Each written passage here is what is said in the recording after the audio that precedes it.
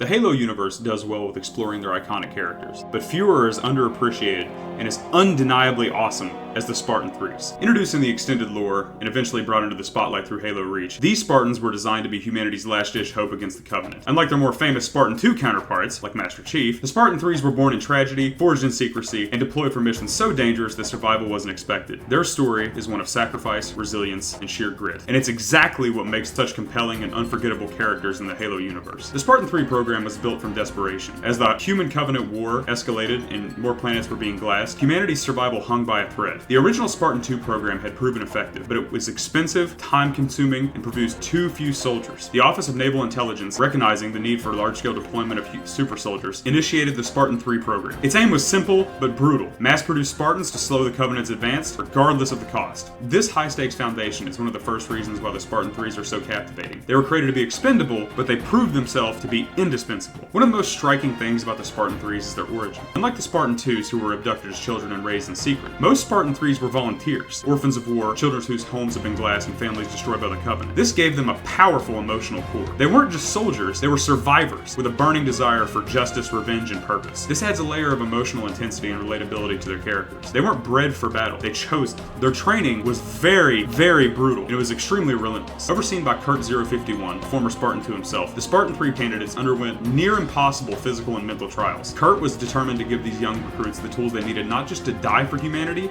but to win. While Oni saw the Spartan-IIIs as cannon fodder, Kurt saw potential, and even illegally enhanced later generations to improve their survival odds. The fact that these Spartans were created with a mix of official cold logic and behind-the-scenes compassion makes them incredibly compelling. Their armor alone speaks volumes. Spartan-IIIs were issued SPI, which stands for Semi-Powered Infiltration Armor, a more affordable alternative to the Mjolnir worn by Spartan-IIs. Though less protective, SPI was designed with stealth in mind. Lightweight, reflective, and perfect for covert ops. This turned the Spartan-IIIs into the UNSC's most lethal ghost warriors. While the 2s were tanks, the 3s were knives in the dark. They weren't meant to hold the line, they were meant to infiltrate, sabotage, and disappear, often at the cost of their own lives. That specialization makes them unique and terrifyingly effective. The missions they undertook were nothing short of suicidal. Operation Prometheus saw 300 Spartan-IIIs from Alpha Company assault a Covenant shipyard. Only 2 survived. Operation Torpedo sent Beta Company to a heavily fortified Covenant refinery. Again, only 2 made it back. These missions sound like failures on the surface, but they weren't. The Spartan-IIIs succeeded where entire fleets might have failed. Their losses were staggering, but their resolve never wavered. They knew what they were walking into, and they went anyway. That kind of bravery is rare, and it defines what makes them so awe-inspiring. Despite being considered disposable assets by Oni, many Spartan-IIIs broke the mold. Characters like Tom B-292 and Lucy B-091 survived their harrowing missions and became key figures in Halo's extended universe. Lucy, in particular, is notable for surviving trauma so intense she became mute, yet she continued to fight. These characters didn't just survive, they thrived under impossible conditions, showing that Spartan-IIIs weren't just numbers, they were individuals with incredible resolve. The evolution of the program also adds to their depth. When Kurt realized the true cost of the war, he took steps to ensure the next generation, Gamma Company, had a fighting chance. He introduced illegal biomechanical enhancements that made them more resistant to pain and fear. This gave Gamma Spartans a darker edge. They were even more dangerous than their predecessors, but also more unstable. This duality adds an element of moral ambiguity that enriches their lore. They were becoming something beyond human, something Oni wasn't fully prepared to control.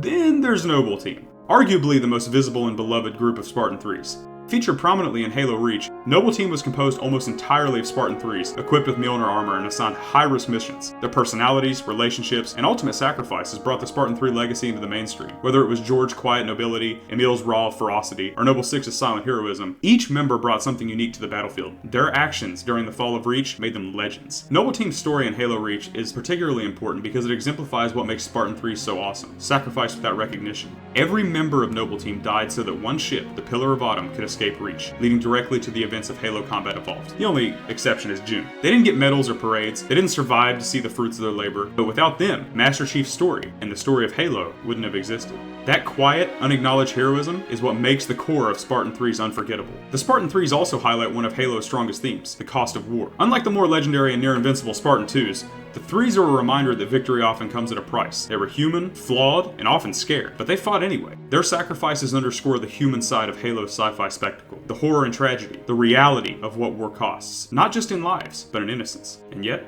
they never broke. That's not just awesome, that's fucking inspirational. Another underrated aspect of the Spartan-IIIs is their adaptability. These soldiers weren't bred to be at the same sterile, high-tech labs as the 2's. They had to train under more primitive conditions, with less advanced tech, and still became elite operators. Whether deployed in space, jungle, or city environments, they adapted and overcame. From the books to the games, Spartan-IIIs are shown to succeed against impossible odds time and time again. That underdog element makes every victory feel earned. What also makes them awesome is how they've influenced the Halo universe in subtle but meaningful ways. Without the sacrifice of the Spartan-IIIs, the UNSC probably would have fallen. Without Noble Team, Cortana would not have made it to Chief. Without Gamma Company, the Forerunner Shield World Onyx might have been lost. The ripple effects of their actions shaped the fate of humanity, even if most in-universe characters never knew their names. That quiet legacy is powerful. Spartan-IIIs also embody the evolution of the super soldier archetype. They're more grounded than the Spartan-IIs, more emotionally accessible, and more morally complex. They raise questions about loyalty, ethics, sacrifice, and identity. What does it mean to fight for a cause that sees you as expendable? What does it mean to choose to fight anyway? These philosophical questions give the Spartan-IIIs a richness that sets them apart in the lore. Finally, Spartan-IIIs are awesome because they reflect us. They weren't perfect, they didn't have all the best gear, they didn't always win, but no matter what, they kept going. In a world of power-armored titans, they were the underdogs. The broken kids who stood up and said, "Not today." They fought not because they were told to, but because they believed it was right. And above all else, is why the Spartan-IIIs will always stand as some of the most awesome characters in the Halo universe.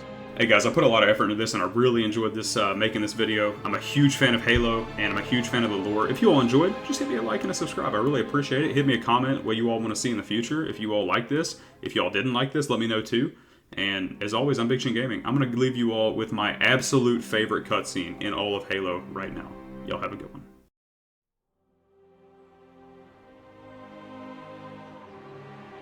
It didn't take long for Reach to fall. Our enemy was ruthless, efficient, but they weren't nearly fast enough.